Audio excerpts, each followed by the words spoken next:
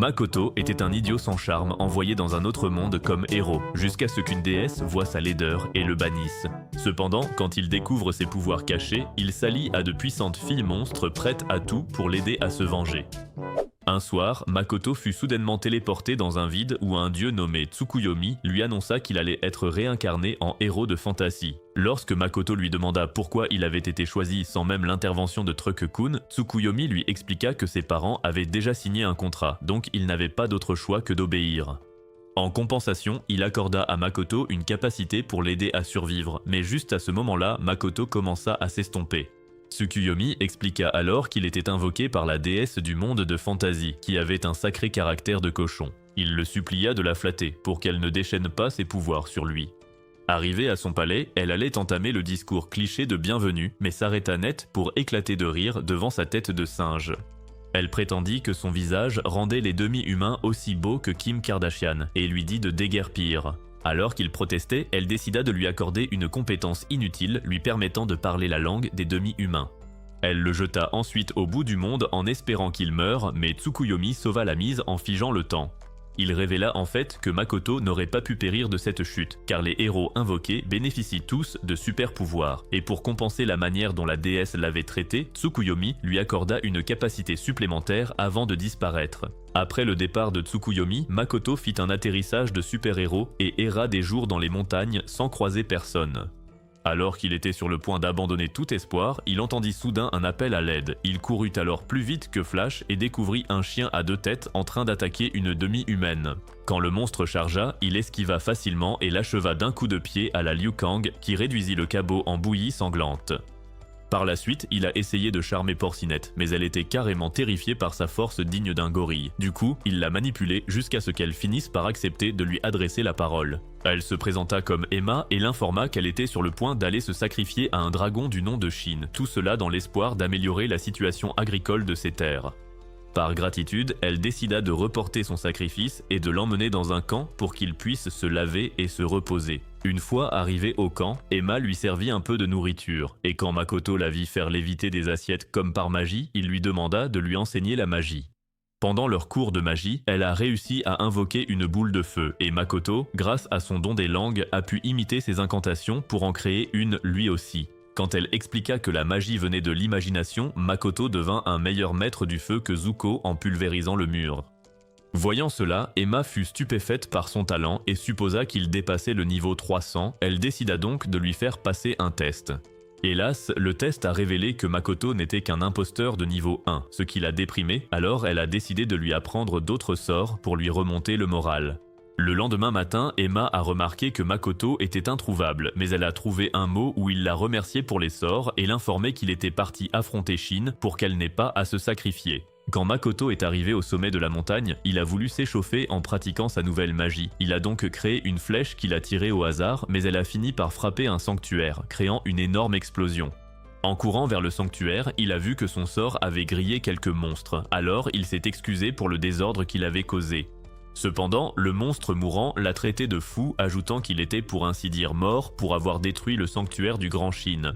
Après qu'il soit tombé en poussière, une brume a immédiatement recouvert la zone, et Makoto a été pris en embuscade par Shin, qui a pris la forme d'un grand dragon vert. Pendant qu'il évitait son attaque, il a remarqué que la brume s'épaississait, alors il a activé son fluide perceptif, lui permettant de manœuvrer et d'esquiver avec plus de précision. Quand Makoto a invoqué des boules de feu, Shin s'est moqué du seigneur du feu de chez Temu pour avoir tenté d'utiliser un sort basique contre elle. Cependant, l'attaque de flamme a fini par lui infliger des dégâts majeurs. Elle a donc hurlé de douleur, choquée car elle était censée résister au feu. Ensuite, Makoto a enchaîné les mouvements à la Baki les uns après les autres, ce qui l'a encore plus stupéfaite car elle se croyait invincible. Pour l'arrêter, elle l'a piégé dans une barrière illusoire où son coup de cœur du lycée l'invitait à sortir, mais le puceau n'arrivait pas à réfléchir car il était distrait par ses énormes meules. Au fil de la conversation, Makoto a découvert des incohérences dans le genjutsu de Shin qui lui ont permis de s'en sortir, et il a aussi compris la nature du pouvoir que Tsukuyomi lui avait donné. Apparemment, cela lui permettait de créer une zone semi-circulaire autour de lui et de manipuler l'espace à l'intérieur pour se rendre plus fort. Grâce à cette capacité, il a brisé la barrière facilement et s'est préparé à faire goûter à Shin une bonne purée de phalanges. Cependant, il a remarqué que le dragon n'était plus hostile envers lui, il a donc interrompu son attaque. Shin a alors expliqué que Makoto avait des souvenirs fascinants de samouraïs qui l'intriguaient, elle voulait donc l'accompagner dans son voyage pour en apprendre plus sur eux. Dans l'intention de devenir son maître, elle l'a piégé pour qu'il conclue un pacte avec elle où leur rôle serait déterminé par leur niveau de puissance. Cependant, durant ce rituel, elle a découvert de la manière la plus brutale que Makoto était en réalité bien plus puissant que Goku. Il l'a tellement dominé qu'elle a malheureusement fini par devenir son esclave. Elle a ensuite pris une forme humaine, surprenant Makoto, qui se demandait pourquoi elle portait un cosplay de Zoro à 5 $, mais elle a révélé qu'elle était une samouraï. Quand elle a demandé si quelque chose le dérangeait, Makoto a expliqué que sa forme actuelle était un frein, car il espérait pouvoir monter sur le dos d'un dragon. Elle a expliqué que dans leur contrat, la créature la plus faible prenait généralement la forme de la dominante. Mais Makoto s'est plaint qu'il n'aimait pas être en position de force.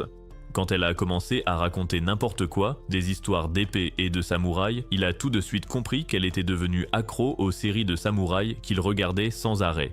Son obsession pour l'ère Edo ne le dérangeait pas trop, mais son décolleté plongeant allait le faire saigner du nez, alors il l'a supplié de changer de look.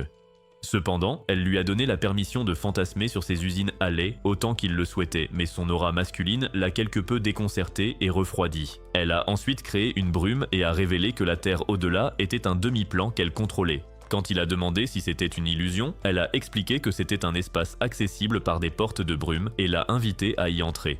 Après avoir traversé la brume, il a été surpris de voir devant lui une magnifique prairie verdoyante. Mais quand il a demandé à Shin où ils étaient, elle a dit qu'elle n'en avait aucune idée. Elle a été surprise de voir à quel point son demi-plan avait évolué depuis le vide qu'il était auparavant, et quand Makoto lui a tendu un kaki cueilli sur l'un des arbres, elle a instantanément adoré ce fruit. Quand Makoto a vu toutes ces plantes familières, il a scanné la zone et a paniqué en réalisant à quel point c'était immense. Il a aussi compris que la déesse minable ne pouvait pas l'embêter ici, car on n'y accède que par les portes de brume de Shin. Quand il a suggéré d'y bâtir une ville, Shin s'est montré intéressé, mais il a rapidement changé de sujet en lui demandant si elle était impliquée dans les sacrifices d'orques des Hautes Terres. Elle ne comprenait même pas de quoi il parlait, alors il lui a demandé de venir au village orque pour dissiper le malentendu. De retour dans le monde normal, Emma a couru vers Makoto pour le prévenir qu'il serait trop imprudent d'affronter Shin. Cependant, Shin l'a interrompu en racontant comment Makoto l'avait frappé pendant le combat, ce qui a rendu Emma confuse. Voyant cela, Shin a expliqué qu'elle avait passé un contrat avec Makoto, faisant de lui son maître car il la fascinait.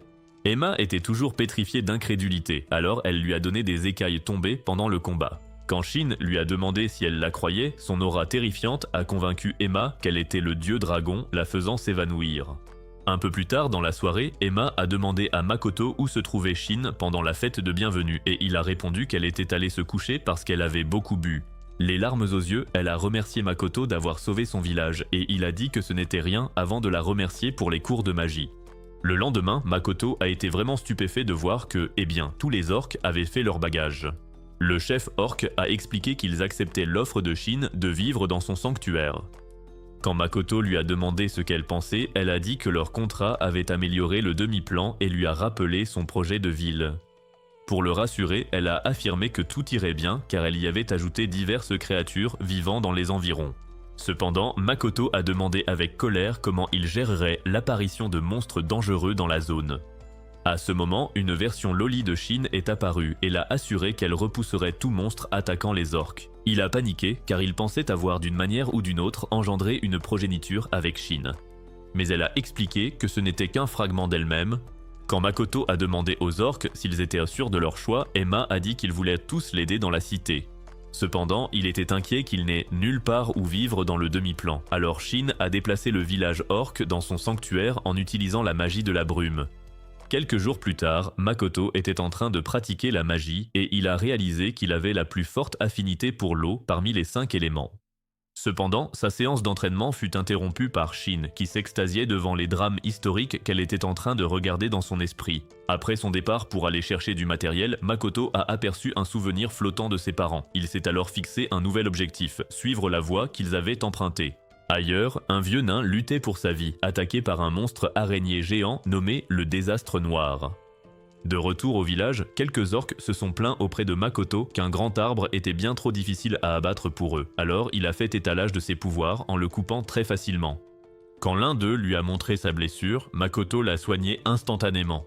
Il a ensuite fait remarquer que les soins de Makoto n'expulsaient pas de mana, ce qui lui a fait prendre conscience qu'il possédait son propre système de pouvoir personnel appelé Kai.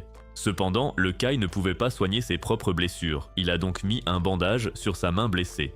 C'est alors que Shin est revenu avec le vieux nain, l'informant que le demi-plan était attaqué par une étrange créature. Quand le désastre noir est apparu, Makoto a demandé l'aide de Shin, mais elle a dit être trop occupée avec le blessé. Ils ont expliqué que le désastre noir était une créature ancienne si affamée qu'elle mangeait tout et Shin l'avait déjà combattu. Après avoir déployé son champ de force, Makoto a réussi à lui trancher l'une de ses pattes. Mais avant qu'il ne puisse l'achever, elle s'est régénérée et a commencé à l'attaquer. Makoto a tiré une flèche enflammée sur le monstre, suivi d'un sort de flamme brutale, mais cela n'a fait qu'exciter le monstre. Alors que Makoto enchaînait les attaques de feu, l'araignée s'est régénérée et l'a transpercé plusieurs fois. Elle a tenté de le dévorer, mais Makoto est soudainement entrée dans une rage folle et a tiré une rafale de flammes intense sur l'araignée avant de l'achever avec une flèche d'eau. Cependant, l'araignée s'est régénérée et a commencé à aduler Makoto. Du coup, Shin l'a repoussée, puis elle l'a manipulée jusqu'à ce qu'elle accepte de former un contrat avec Makoto également. À son réveil, l'araignée noire l'a saluée sous sa forme humaine, et Makoto s'est alors demandé pourquoi une telle beauté se trouvait soudainement devant lui. Quelques heures plus tôt, Shin soignait les blessures de Makoto et elle fut surprise qu'il n'ait aucune aptitude pour la magie de soin. Quand Emma a proposé son aide, elle a juré de ne pas laisser la moindre égratignure sur le corps de son maître et a poussé sa magie de soin encore plus loin. Dans le présent, la fille araignée racontait ces événements à Makoto et il fit remarquer qu'Emma était une magicienne incroyable avant de demander qui elle était. Elle s'est présentée et a dit avoir pris cette forme à cause de leur contrat, mais Makoto était stupéfait car il pensait que les contrats exigeaient le consentement des deux parties. Cependant, elle lui a donné la permission d'explorer son tunnel secret. Et cela lui a fait réaliser qu'il avait peut-être été envoyé dans le monde d'Isekai le plus bizarre qui soit. Quand Shin et le vieux nain sont entrés dans la pièce, Makoto s'est plaint du contrat qui avait été conclu à son insu.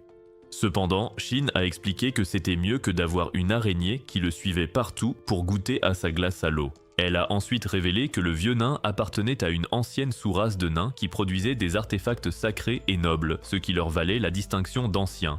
L'homme s'est présenté comme étant Beren, le doyen des nains, et l'a remercié d'avoir sauvé son village de l'araignée. Quand Beren a demandé à Makoto de laisser son clan s'installer sur leur terre, Makoto n'a même pas fini d'écouter son argumentaire avant d'accepter. Cependant, Shin a stipulé qu'il devait aider aux travaux de la ferme, payer ses impôts et reconnaître Makoto comme son souverain suprême pour rester sur ses terres. Beren a accepté et a affirmé qu'il lui faudrait 2 jours pour amener son peuple, alors Shin lui a remis un cadeau à offrir aux siens. Quand il a vu qu'il s'agissait d'écailles de grands dragons, il a paniqué et Shin a murmuré quelques artefacts de drames historiques qu'elle voulait qu'il fabrique pour elle en retour. Quelques heures plus tard, Makoto est sorti du demi-plan pour chercher des colonies humaines, et c'était quelque chose qu'il faisait chaque jour pour retracer le parcours de ses parents. Lorsqu'il a repéré un village humain, il s'est réjoui de l'explorer, mais avant qu'il ne puisse avancer, Shin est apparue et a dit qu'elle avait une demande spéciale pour lui. Après être retournée dans le demi-plan, elle a dit à Makoto qu'elle-même et la dame araignée avaient besoin de noms et a expliqué que les citoyens ne savaient pas comment les appeler sans nom. Le gars a commencé à suggérer des noms basiques pour l'araignée, alors elle lui a saisi le bras et lui a demandé avec colère de lui donner un beau nom. Cependant, Shin les a séparés et a exigé d'être nommé en premier, alors Makoto a réfléchi un moment avant de l'appeler Tomoe. Comme elle était confuse, il a expliqué que Tomoe était le nom d'une vaillante femme samouraï qu'il connaissait, et cela lui a fait accepter immédiatement le nom. Quand Makoto a fait remarquer qu'elle brillait, elle a expliqué que le fait d'être nommée par son maître augmentait sa force, alors il l'a réprimandée pour ne pas le lui avoir dit plus tôt.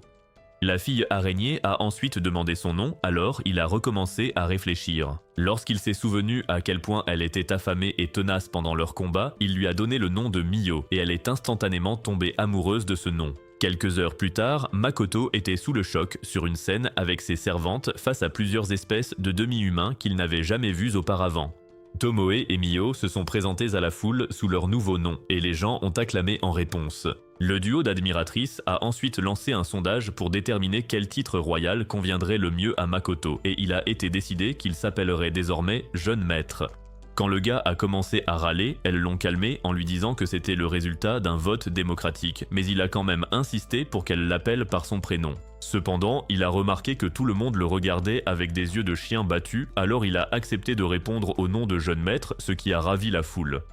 Peu après, Beren a présenté Makoto au chef du village des nains anciens, Eld, qui lui a demandé s'il était chargé d'une mission par la déesse.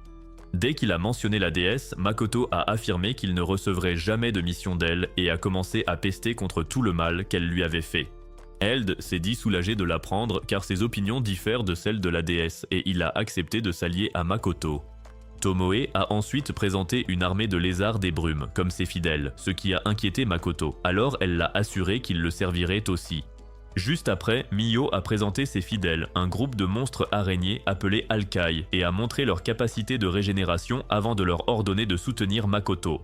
Ensuite, Makoto a ordonné à toutes les races de vivre en paix et est parti immédiatement pour le royaume humain car il mourait d'envie de rencontrer de vraies personnes. Il a soudainement trouvé une belle humaine, mais quand il s'est approché d'elle, son aura négative l'a fait fuir. Lorsqu'il est arrivé aux portes de la ville humaine, il a vu que les gens s'étaient armés pour l'affronter. Avant qu'il ne puisse s'expliquer, ils ont commencé à lui tirer des flèches, le forçant à s'enfuir.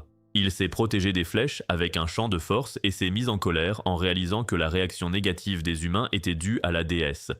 Quand il en a parlé aux autres, ils ont expliqué que les humains avaient peur de son aura terrifiante et Emma a révélé qu'il était possible de supprimer le mana.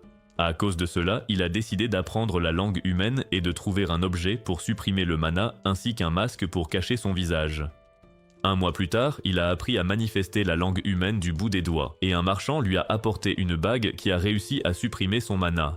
Son déguisement étant complet, il est entré avec succès dans la ville humaine avec les filles, et ils sont bientôt arrivés à une guilde. Là, les filles ont été évaluées et on a découvert qu'elles étaient les aventurières les mieux classées qu'ils aient jamais vues, affichant un niveau de plus de 1000. Cependant, quand Makoto a vérifié son rang, il était malheureusement toujours aussi bas qu'auparavant. Ce soir-là, Makoto et Mio se promenaient en ville quand ils ont été soudainement approchés par une étrange jeune fille. Alors que la fille peinait à parler, Makoto comprit qu'elle n'était pas perdue et demanda à Mio de gérer la situation. Cependant, Mio fut si dure dans son interrogatoire que la fille se mit à pleurer, alors Makoto la rappela pour la réprimander. Elle se plaignait que la petite gâchait leur doux moment, mais Makoto l'a attrapée par le nez en lui avertissant de ne pas menacer la petite fille, ce qui a fait rire l'enfant. Voyant cela, Makoto s'excusa de lui avoir fait peur et lui demanda ce qu'elle faisait là. Son manque de tact la fit fondre en larmes, et elle dit qu'elle avait une requête spéciale pour eux.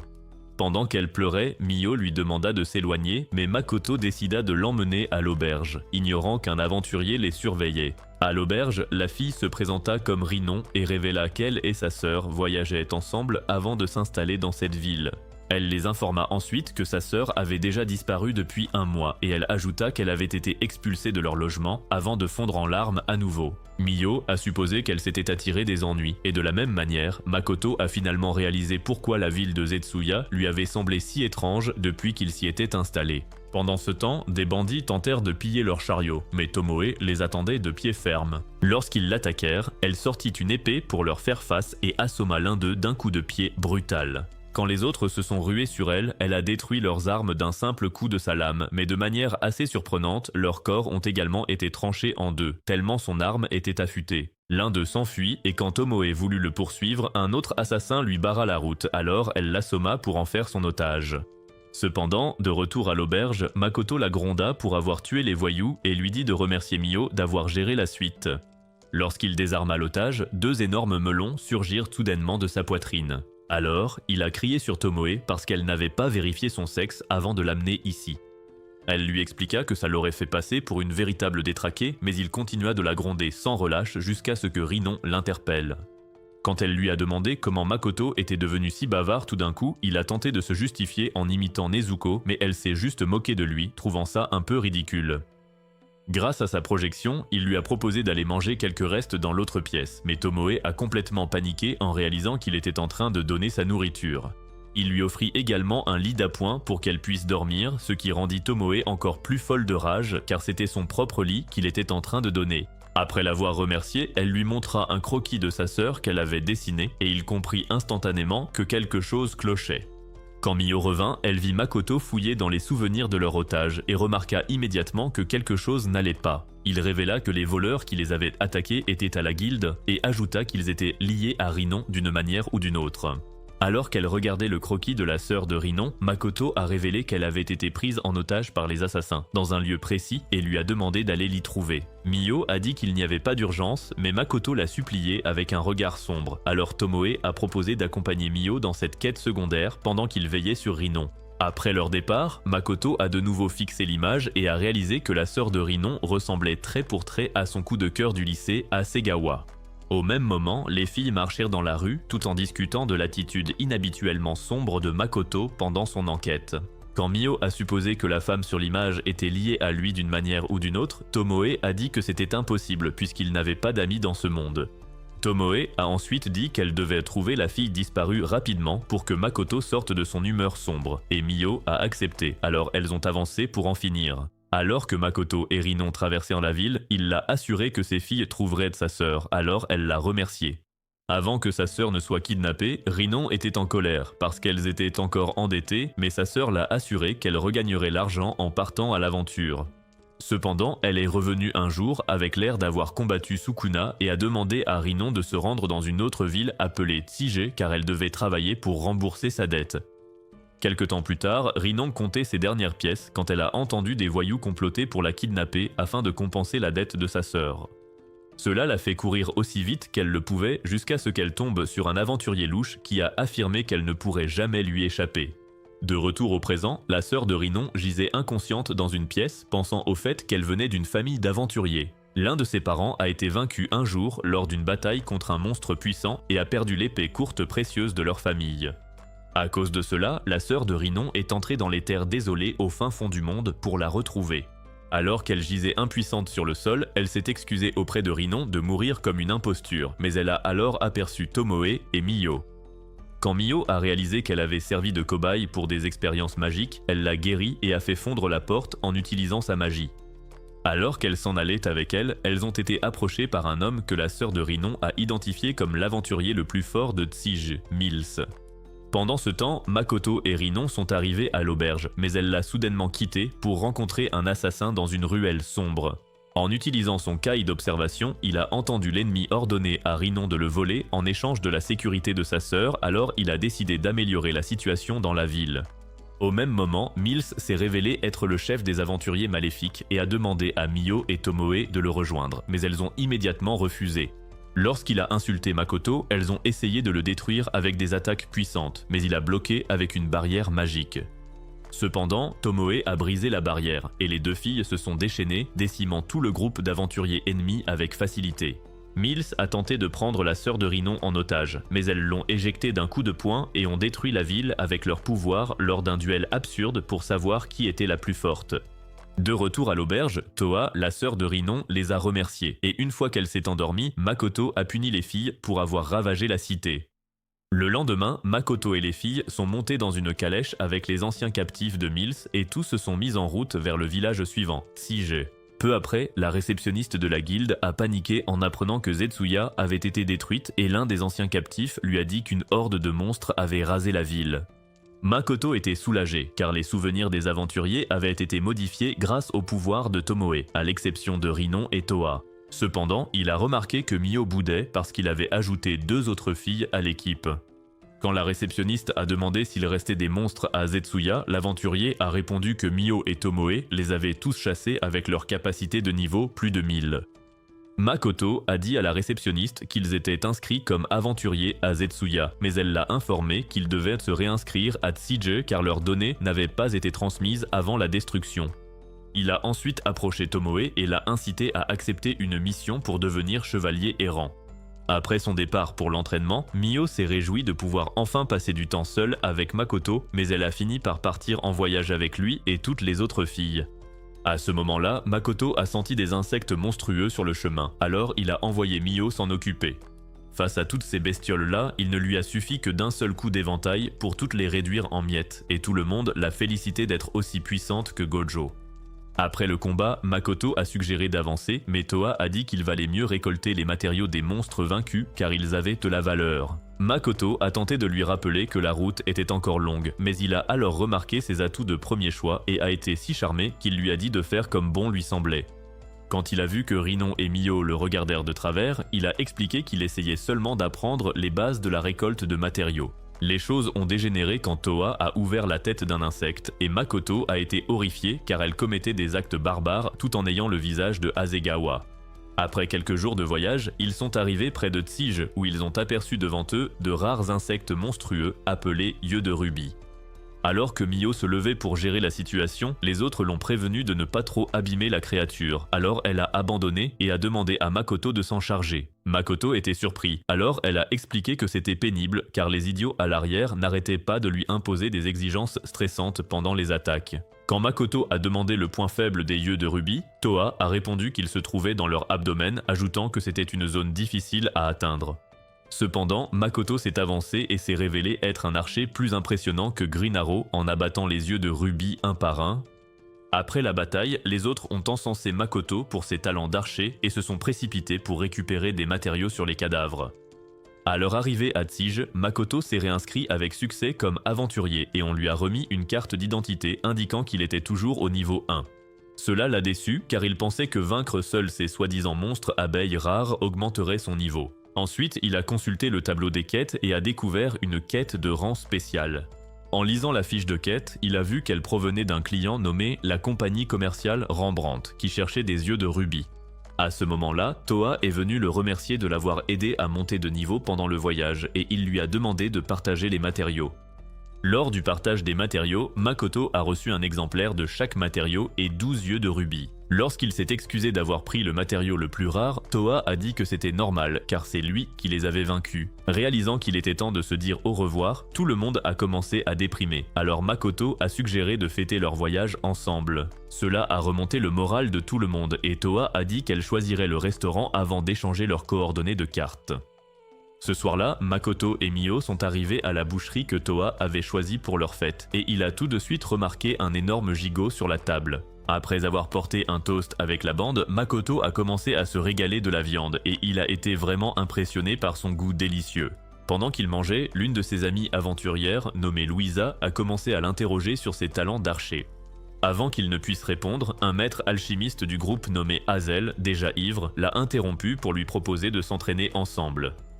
Alors que Makoto tentait de lui répondre, une naine aventurière du groupe nommée Ranina leur apporta à boire et le défia au bras de fer.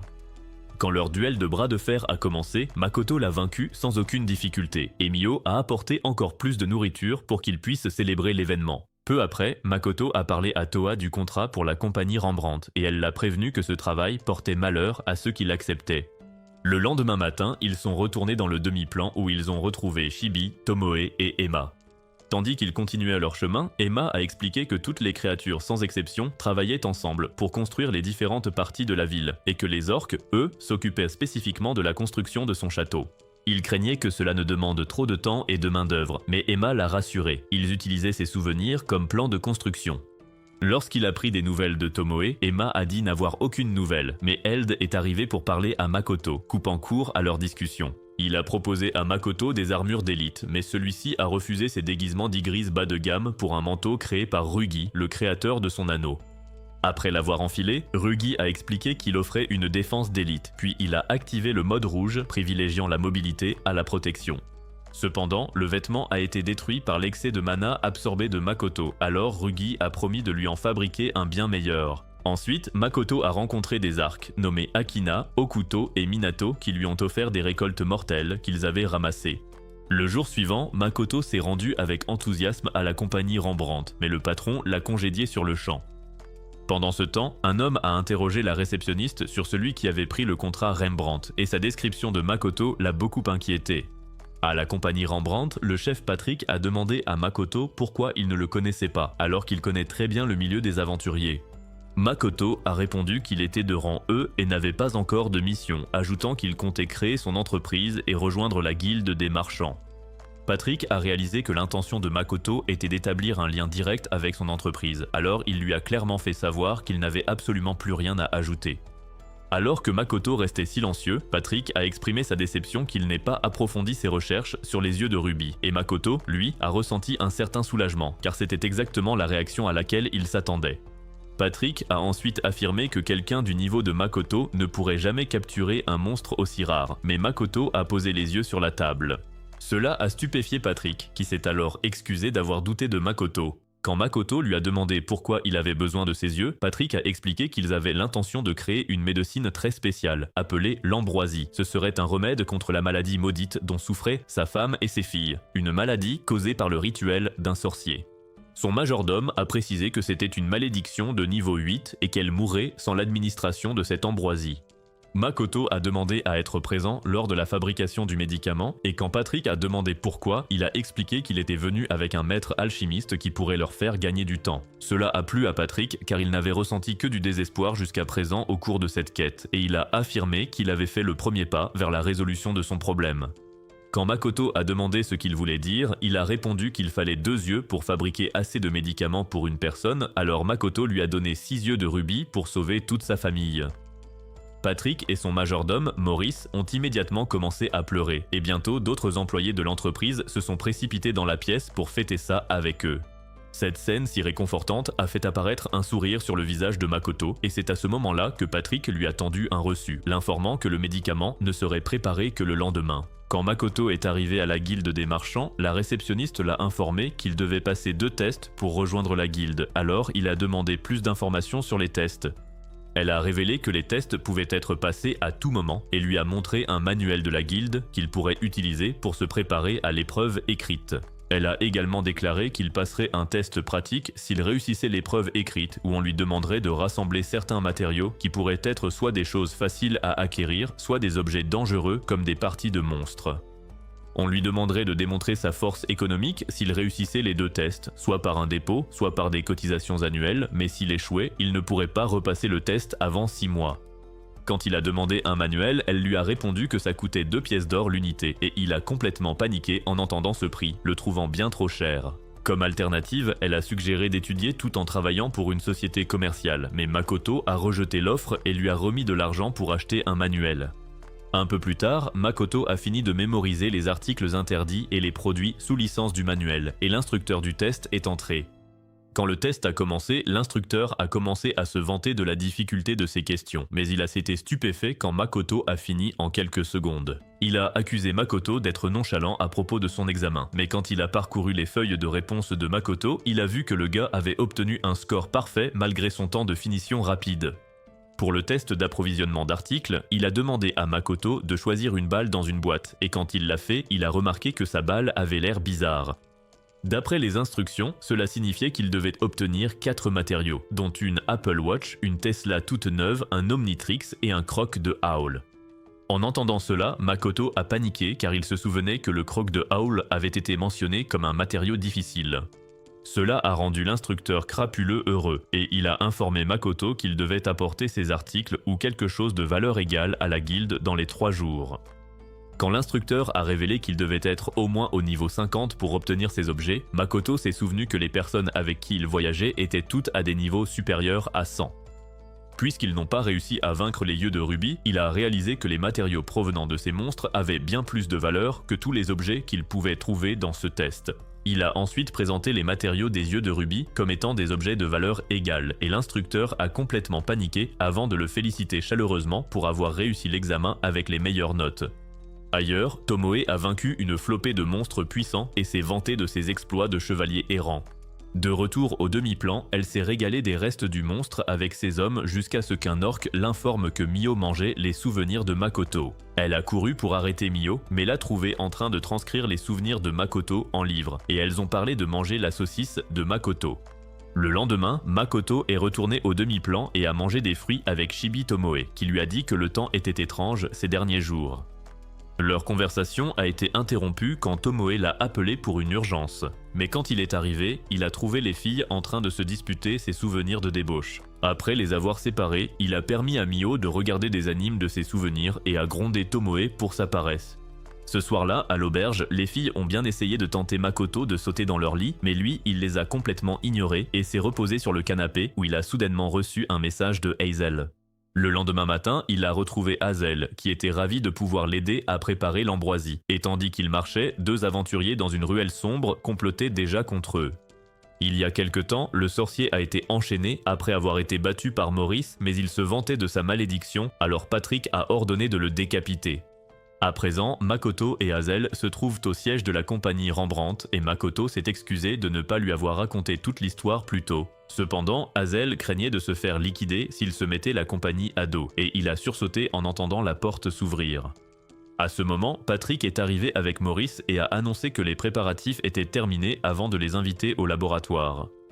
Une fois qu'ils ont été sur place, Maurice les a informés que tout ce dont ils avaient besoin était déjà prêt sur la table. Hazel, de son côté, a lu un manuel d'instructions qui lui a enseigné comment créer le remède. Il a été surpris par la rapidité du processus, alors Maurice a expliqué que le médicament était facile à produire une fois l'extraction terminée. Après avoir tracé des inscriptions au sol, Hazel a prié la déesse, ce qui a agacé Makoto car c'était sa pire ennemie.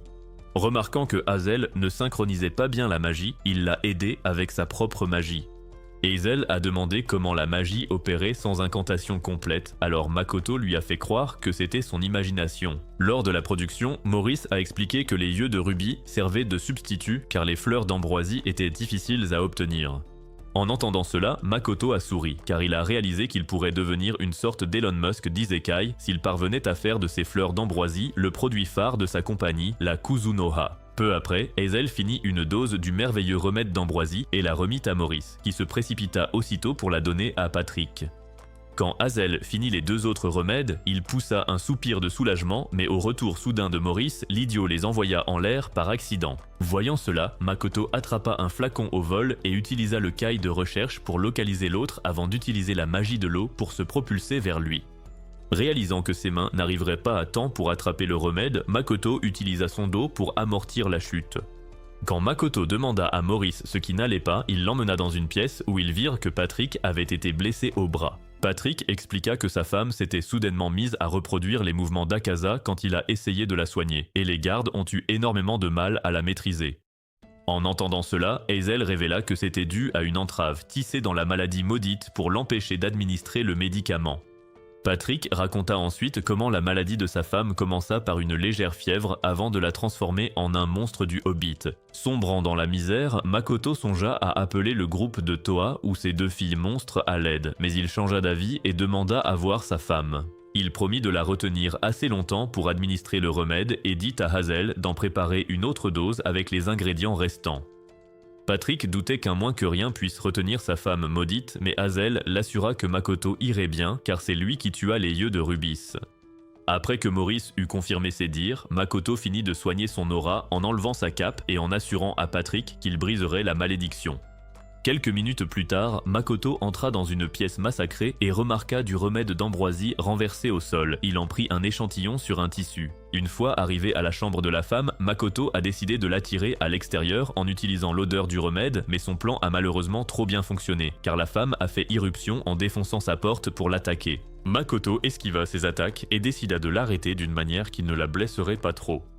Quand Patrick accourut, Makoto lui demanda de reculer et utilisa des prises de judo pour l'immobiliser avant de lui dire d'administrer le remède. Quand Patrick tenta de lui tenir la bouche, elle le mordit, mais il réussit quand même à verser le remède dans sa bouche et à la guérir de son mal.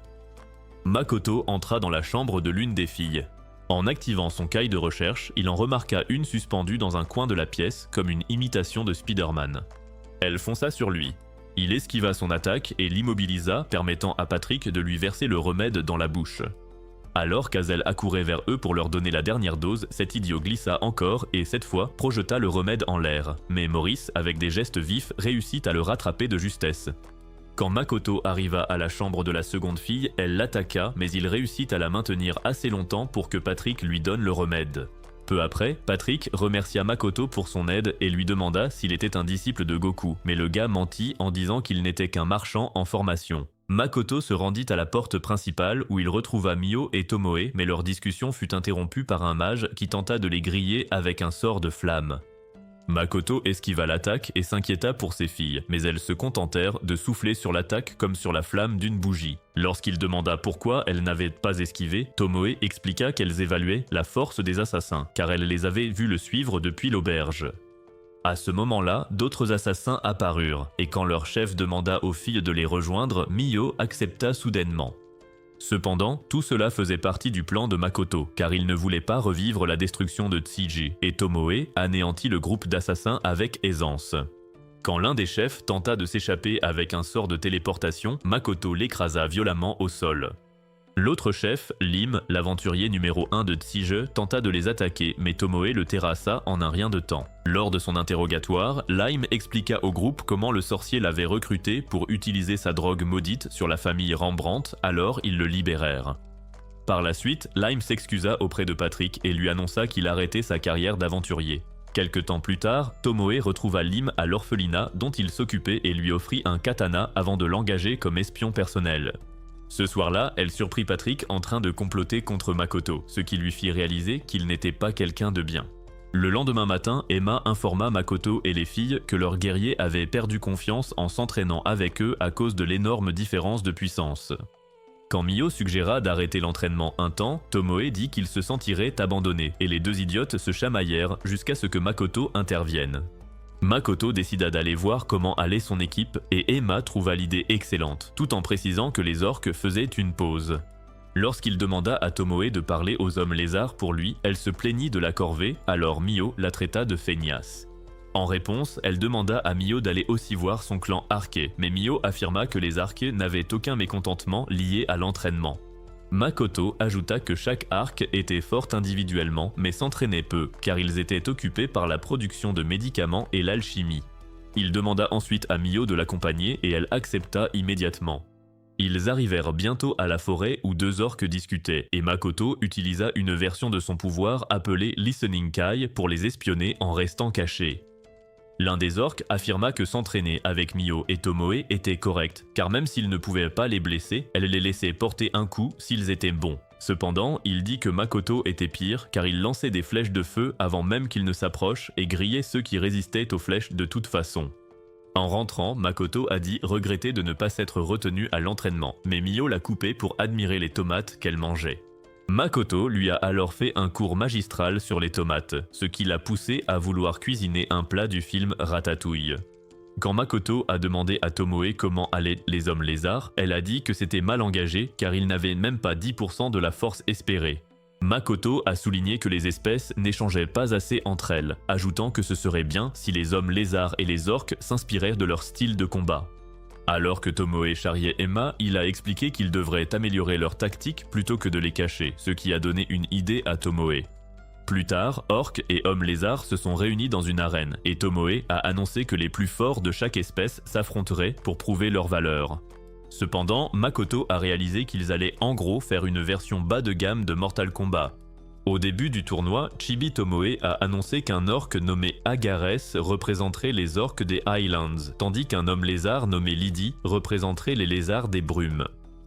Elle a ensuite annoncé le début du combat. Lydie a alors lancé une attaque de souffle sur Agares, mais l'orque a très bien encaissé le coup, ce qui l'a poussé à tenter de le trancher avec son épée. Pourtant, Agares a bloqué l'attaque avec un champ de force et a frappé le sol si fort que la plateforme a volé en éclats.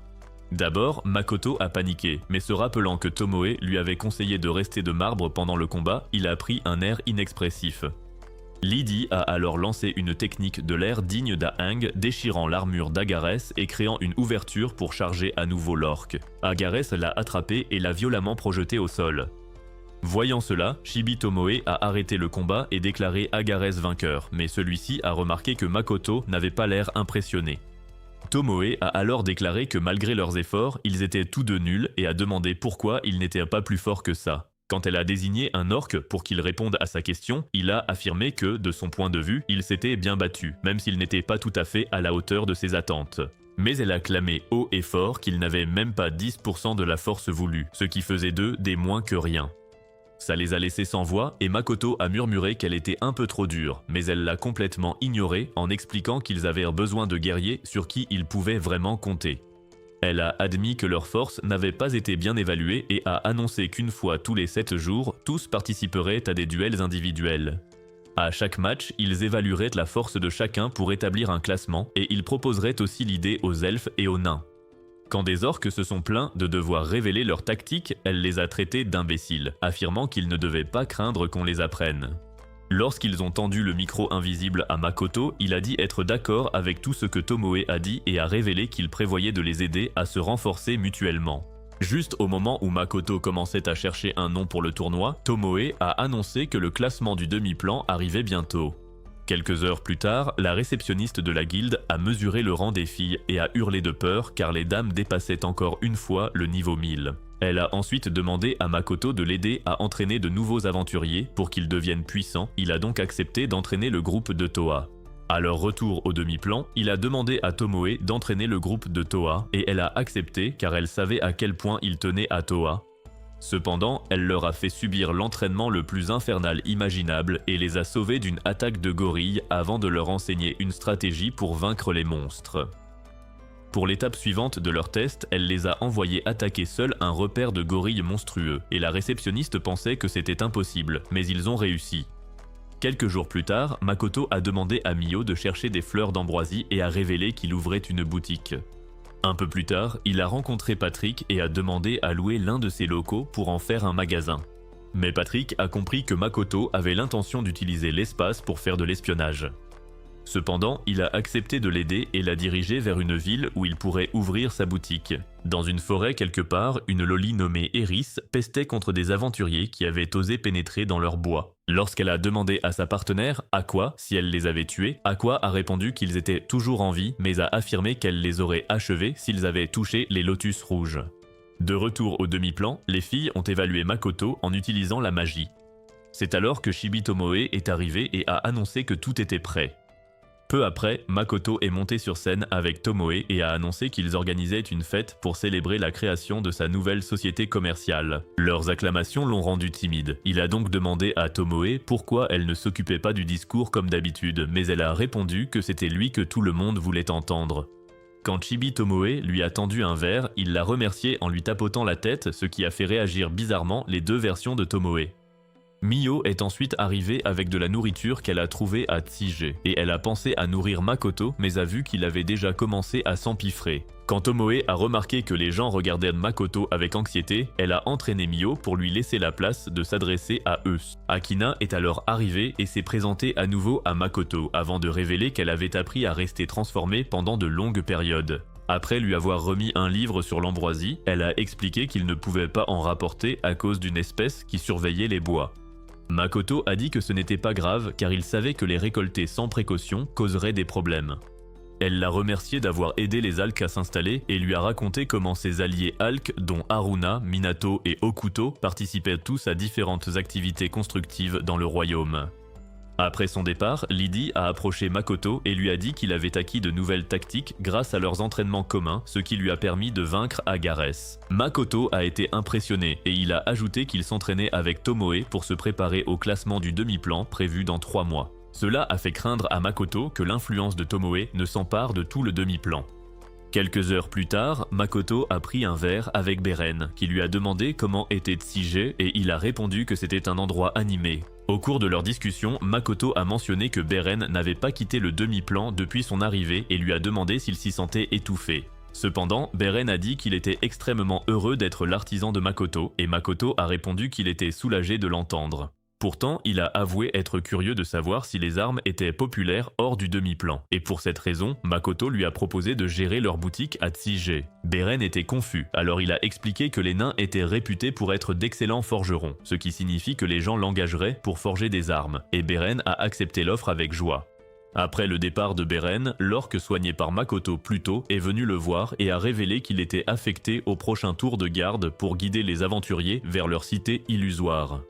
Makoto savait que la cité illusoire était une ville fictive inventée pour distribuer des produits n'existant que dans le demi-plan, il s'est donc excusé de lui imposer cela pour ses affaires.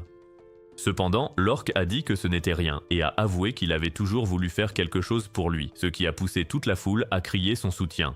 Dans la forêt, Mio a parlé à Tomoe des créatures gardant l'ambroisie, mais Tomoe lui a demandé de ne pas les inclure dans son rapport pour ne pas inquiéter Makoto. Tomoe a alors remarqué qu'elle ne sentait plus Makoto à proximité et elle a supposé qu'il était retourné à son manoir. Mais soudain, leurs sens ont commencé à s'agiter violemment. Alors que Mio paniquait, Tomoe l'a calmé en l'informant que la présence de Makoto était revenue et lui a demandé de l'accompagner pour régler le problème en cours. Elles sont bientôt arrivées à un endroit de la forêt où Makoto s'exerçait au tir à l'arc et Mio s'est immédiatement précipitée pour l'embrasser. Lorsqu'il a demandé à Tomoe s'ils étaient attaqués, elle a répondu que non et lui a demandé s'il s'entraînait avec un arc. Après qu'il a confirmé, elle a déclaré avec colère qu'il aurait pu mourir d'innombrables fois pendant son entraînement. Mais Makoto était toujours confus par ses paroles. Elle lui a ensuite demandé d'expliquer sa méthode de tir et ce faisant, il a révélé qu'il étendait sa conscience jusqu'à la cible puis qu'il se reconstituait. Les larmes aux yeux, Mio lui a dit que les gens ne pouvaient diffuser leur conscience qu'au moment de mourir. Ce qui donnait l'impression que ces séances d'entraînement étaient une sorte de suicide. Tomoe a alors souligné que son mana augmentait à un rythme absurde et a révélé que sa mort et sa renaissance constante pendant l'entraînement en étaient la cause. Elle a ensuite révélé que son niveau de mana actuel égalait celui de la déesse et a ajouté que cette hausse de mana avait fait s'étendre le demi-plan. C'était un problème car la déesse chercherait à l'éliminer si elle venait à la prendre. Tomoe a donc suggéré de se procurer une armure d'absorption de mana améliorée. Le lendemain, Makoto se promenait en ville quand une entraîneuse a essayé de le tenter avec ses charmes, mais juste avant qu'il ne cède, ses deux amis monstres l'ont rapidement emmené. De retour à l'auberge, les filles ont tenté de le dévier de sa vertu par la force, mais il les a stoppés avec une barrière de glace et s'est enfui. Le jour suivant, Rugis lui a donné une version améliorée des anneaux de suppression de mana et Mio est venue s'excuser pour son comportement de la veille. Lorsqu'elle a mentionné les fleurs d'ambroisie, Makoto lui a demandé de l'accompagner en forêt pour en cueillir et elle a tout de suite accepté. Ils sont vite arrivés au champ d'ambroisie dans la forêt et s'y promenaient paisiblement jusqu'à ce qu'Eris et Aqua surgissent pour les affronter. La situation a dégénéré quand des aventuriers sont arrivés pour s'emparer des fleurs pour leur propre compte. Quand les gardiennes de la forêt ont commencé à attaquer, Makoto s'est protégée ainsi que les aventuriers avec un kai défensif.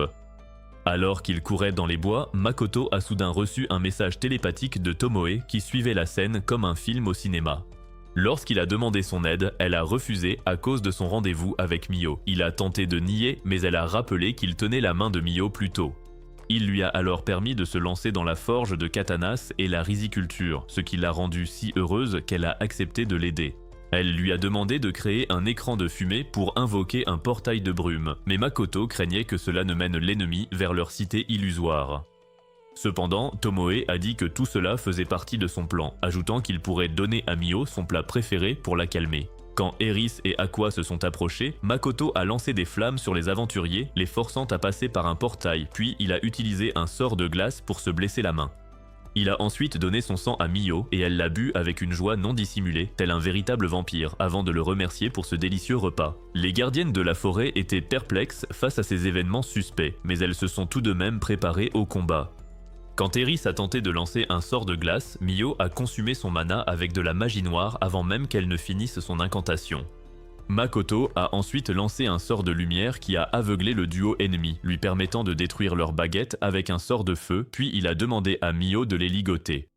Pendant ce temps, les aventuriers cherchaient à savoir où ils étaient quand Chibi Tomoe est apparu pour leur souhaiter la bienvenue dans la cité illusoire. Au même moment, Makoto expliquait aux gardiennes qu'ils étaient venus pour discuter et non voler leurs fleurs, ajoutant qu'il était un marchand souhaitant acheter des marchandises. Les filles décidèrent de les emmener dans leur village. Peu après, ils arrivèrent au village des ogres de la forêt et Makoto remarqua que tout le village était entouré d'une barrière de dissimulation qui lui semblait très familière. Alors qu'ils avançaient, Aqua expliqua que la barrière protégeait les lotus rouges et leur village, et demanda à Makoto de les détacher pour qu'elle puisse les guider vers les anciens. Ils finirent par rencontrer un homme nommé Nil, qui était le chef des anciens. Et quand il les a accueillis au village des ogres de la forêt, Mio fut surprise qu'ils ne soient pas des elfes. Nil expliqua que contrairement aux elfes qui tiraient leur pouvoir des esprits, lui et son peuple ne géraient la forêt qu'avec leur connaissance. C'est alors que le fils de Nil, Adono, arriva et déclara qu'il n'était pas d'une espèce différente des elfes. Après avoir salué Makoto, il expliqua que leur espèce était l'ancêtre des elfes et qu'ils avaient créé les bois dont les elfes tiraient leur pouvoir. Adono a ensuite réprimandé son père pour avoir insisté à rester dans la forêt malgré l'affaiblissement de la barrière du dragon, mais Makoto ne comprenait pas ce terme.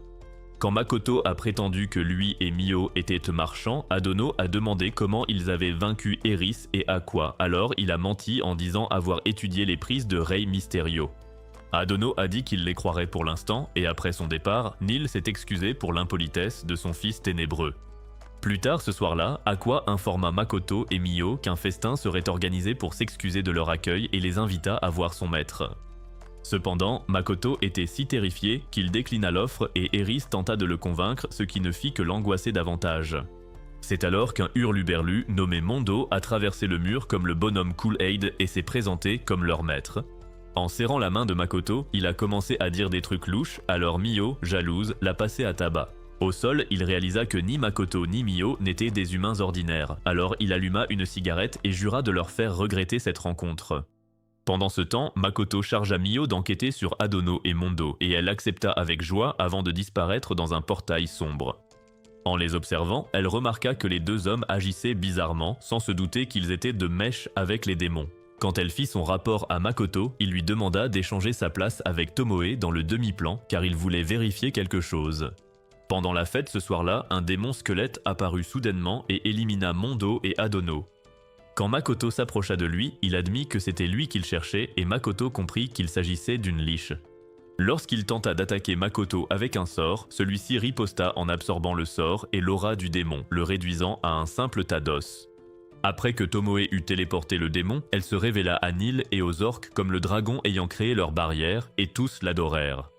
Cependant, elle leur dit de vénérer Makoto à la place car il était son maître, ce qui les laissa sans voix.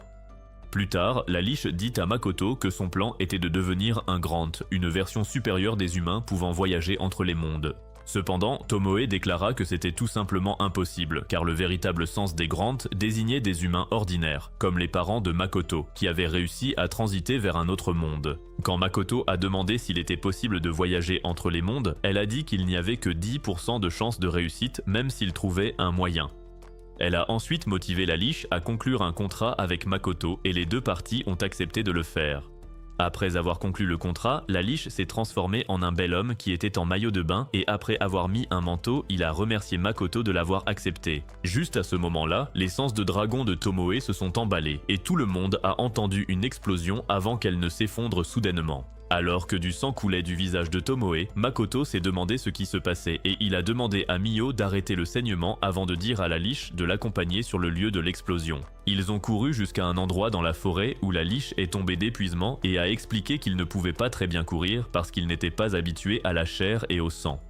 Il a ajouté qu'il valait mieux économiser son mana pour soigner les blessés plutôt que de le dépenser pour s'y rendre, et Makoto a été surpris que la liche puisse utiliser la magie de soin. L'homme liche a dit qu'il était assez doué pour ça, alors Makoto lui a demandé de lancer un sort de soin depuis l'endroit où il se trouvait. En entendant cela, l'homme liche s'est levé et a activé un sort de soin, ce qui a conduit Makoto vers une fille cochon qui pleurait un Hokuto blessé.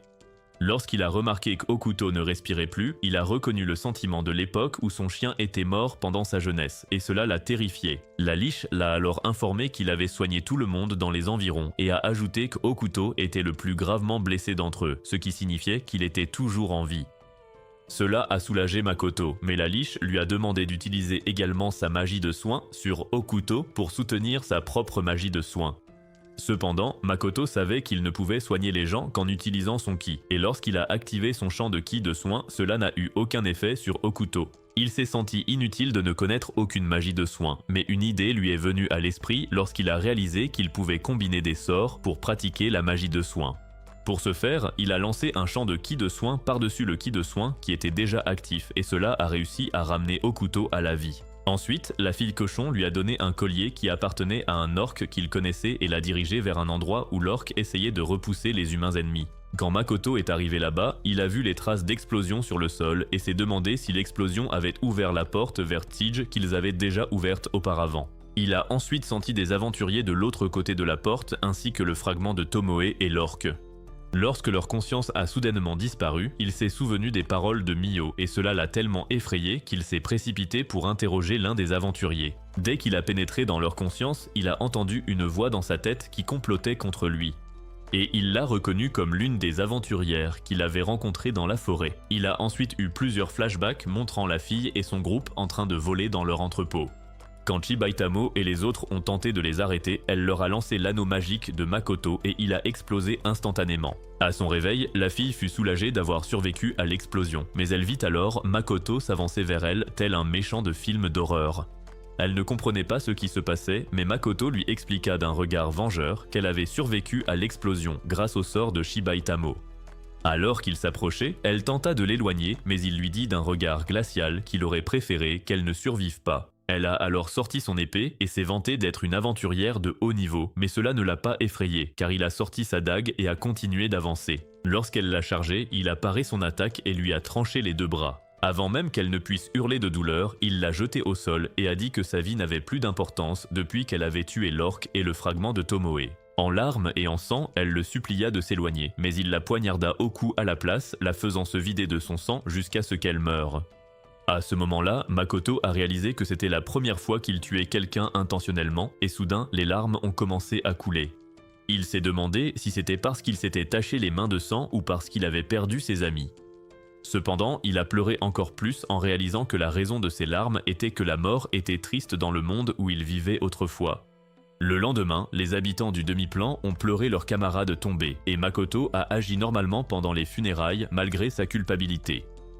Peu après, Makoto a nommé la liche Shiki et a demandé à Tomoe si leur contrat faisait de lui un hybride mélangeant toutes leurs espèces en une seule. Cependant, Shiki a expliqué qu'aucune partie de leur contrat n'était entrée dans son corps, et Tomoe a ajouté qu'il pouvait utiliser ses pouvoirs de mémoire grâce à leur lien. Peu après, Haruna a informé Makoto que les blessures d'Okuto s'étaient améliorées et il leur a ordonné de protéger la cité illusoire avec les hommes lézards. Ensuite, il a rencontré les nains et leur a ordonné de gérer les marchandises en provenance de Tsijie. Il a ensuite rendu visite à l'ami de l'orque décédé et s'est excusé auprès de lui d'avoir laissé son ami mourir. Le lendemain, Patrick l'a dirigé vers une ville appelée Rothsgard pour ses affaires et il leur a montré son vrai visage en retour de leur gentillesse. Pendant le déjeuner, Makoto a annoncé qu'il allait dans une académie pour en apprendre plus sur leur monde et leur a offert des souvenirs en cadeau d'adieu. Peu de temps après, il a fait ses adieux à son peuple et a quitté le demi-plan avec Shiki. Cependant, en route vers l'académie, il fut soudainement téléporté par la déesse vers une terre étrange où il fut attaqué par des guerriers nommés Sophia et Mitsurugi. Quand il a vu que l'attaque de Sophia lui avait coupé les doigts, il a compris qu'elle était surpuissante.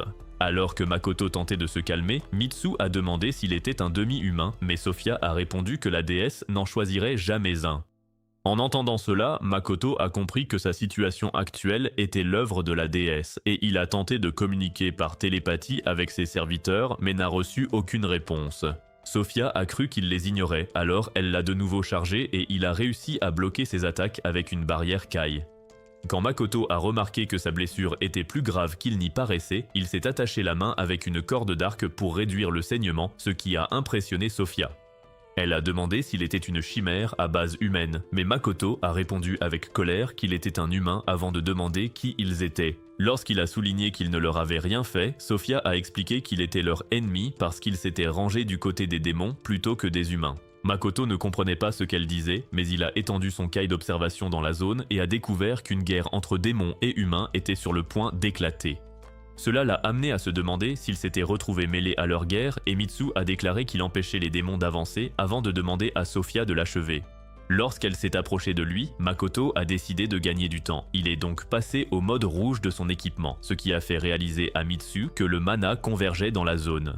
À ce moment-là, Makoto a lancé un barrage d'attaques de flammes sur eux, et pendant qu'il bloquait son attaque, il a activé son kai de dissimulation et a tenté de s'enfuir de la zone.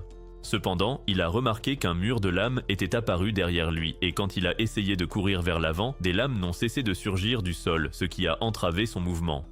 Sophia a alors demandé à Mitsu de lui créer des points d'appui, et il l'a fait en créant des épées dans les airs alors qu'elle apparaissait soudainement derrière lui. Makoto a bien réussi à bloquer son attaque, mais malgré cela, elle a brisé la barrière et lui a porté un coup brutal, ce qui l'a violemment fait reculer. Makoto était vraiment soulagé, car il savait pertinemment que les choses auraient pu très mal tourner s'il n'avait pas porté ce manteau. Sophia, quant à elle, l'a félicité pour ses incroyables capacités physiques. Elle a donc supposé que la déesse le protégeait, et c'est pourquoi elle a enfilé une bague pour annuler cette protection. Mais Makoto a dit avec colère qu'il n'avait reçu aucune protection de la part de cette déesse de pacotille. En entendant cela, Mitsu a argumenté en soulignant qu'il était arrivé à cet endroit dans une lumière qui ressemblait beaucoup à l'aura de la déesse. Makoto a dit qu'il n'en avait aucune idée et a affirmé qu'il ne voulait pas les combattre, mais ils ont interprété ses paroles comme s'il suppliait pour sa vie. Lorsqu'ils ont demandé son nom, il leur a demandé de se présenter d'abord, alors Mitsu a présenté Sophia comme la célèbre tueuse de dragons, et lui-même comme quelqu'un connu sous le nom de Lancer. Cela lui a fait réaliser que Sophia était l'aventurière la plus forte dont le réceptionniste de Tige lui avait parlé. Il s'est donc présenté comme un marchand ordinaire.